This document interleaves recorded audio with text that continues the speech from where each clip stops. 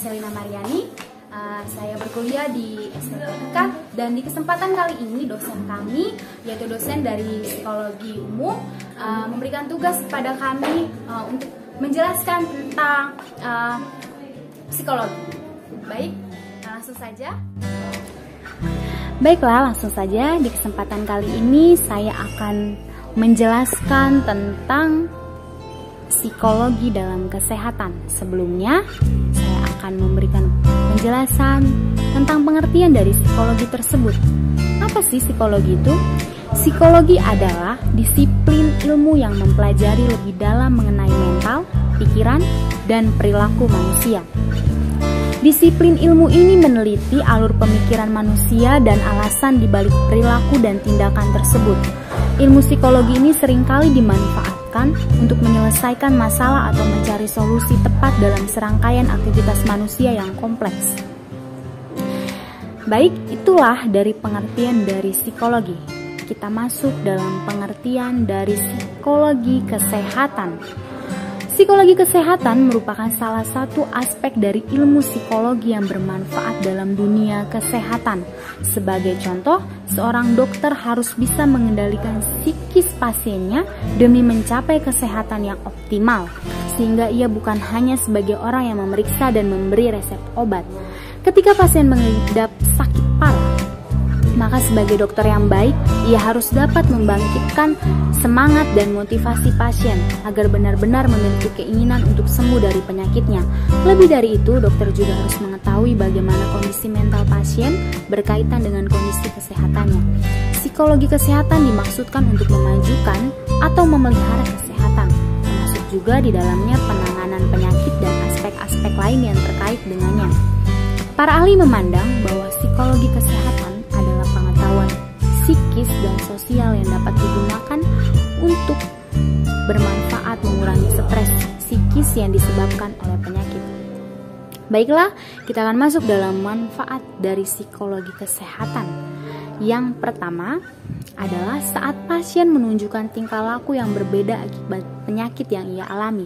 Misalnya, muncul gejala depresi atau frustasi, atau dalam tingkat ringan seperti kekurangan motivasi untuk sembuh, dan pendekatan psikologi bisa dilakukan untuk mengatasi masalah ini.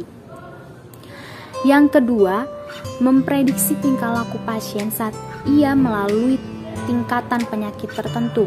Langkah ini sebagai bentuk pencegahan dini terhadap timbulnya masalah-masalah psikis lain yang lebih berat. Dan yang ketiga, psikologi kesehatan juga digunakan untuk memberikan contoh bagaimana seharusnya berpikir dan bertingkah laku kepada orang yang sakit. Dan kita masuk di poin yang terakhir, yaitu tips psikologi dari kesehatan. Yang pertama, tidur 7-8 jam setiap hari. Supaya bisa beraktivitas secara efektif dan produktif, manusia membutuhkan 8 jam waktu untuk tidur yang berkualitas setiap malamnya. Namun, bagi beberapa orang mungkin membutuhkan waktu lebih atau kurang dari 8 jam. Temukan jam tidur yang sesuai dengan kondisi tubuhmu agar bisa mengatur kegiatan harianmu dengan lebih baik dan badanmu selalu fit. Yang kedua, tidak mengkonsumsi alkohol.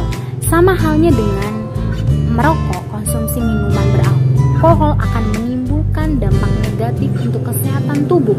Minuman ini akan mengubah kinerja otak dan refleks pada tubuh, juga memicu terjadinya obesitas dan kecanduan. Dalam hubungannya dengan jantung, alkohol bisa berakibat baik atau buruk obat-obatan. Ini tergantung pada seberapa banyak kamu mengonsumsinya. Yang ketiga, kurangi kebiasaan ngemil di malam hari. Kebiasaan ngemil di malam hari bisa juga memberikan pengaruh negatif bagi kinerja otak, khususnya dalam menyimpan memori jangka panjang dan kemampuan berpikir seseorang secara keseluruhan. Hal ini dikarenakan bila kamu ngemil di malam hari bisa mengacaukan siklus tidur dan bangun yang akan memberikan pengaruh negatif bagi kesehatan dan fungsi kognitif. Kebiasaan ngemil malam serta kebiasaan sering menunda makan adalah salah satu pengganggu siklus tidur dan bangun.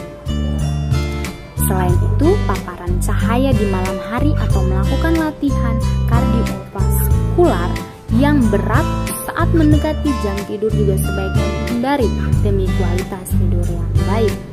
Dan yang terakhir adalah tidak merokok.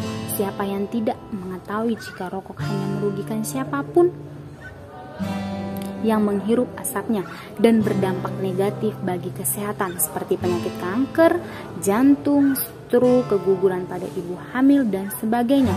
Mulailah berhenti merokok sekarang juga demi hidup yang lebih berat.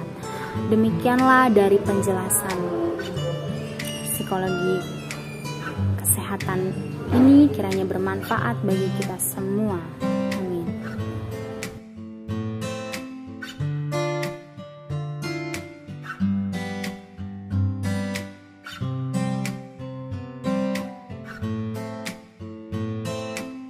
Oke, jalan lagi kanan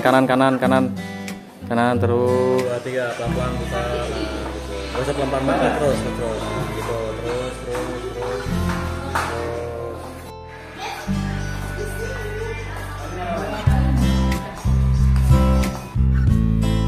Oke guys, terima kasih. 2, 3 buka pelan-pelan buka.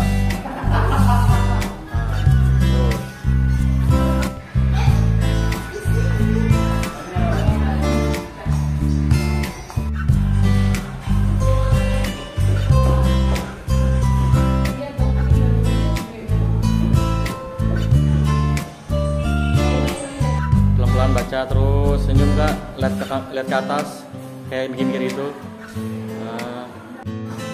2, 3 buka pelan-pelan buka.